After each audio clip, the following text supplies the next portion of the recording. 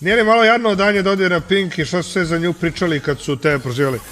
Pa mislim da nije baš pretjerano razmišljala o tome. Kako se zove... Jebi ga. Šta da kažem?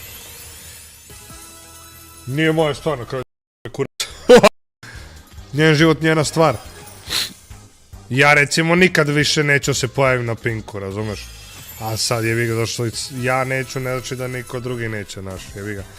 Znaš, nekim ljudima jednostavno treba promocija, razumeš, sa nekih drugih kanala, jebi ga, nije dovoljno da to što grmiš najjače na YouTube-u, Instagramu, svuda, nekome to nije dost, jebi ga!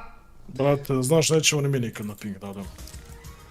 A što je najjače, Tebra, vas je lično Željko Mitrović zvao, vi ste rekli A, ne! nisam teo kažem. Masnokosi ne! Nama je baka brat, nikad nećemo doći na Pink.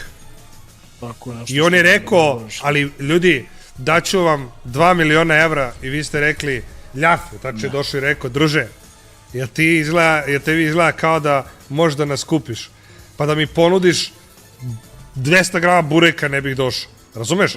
Tako da je ljaf onako baš držao,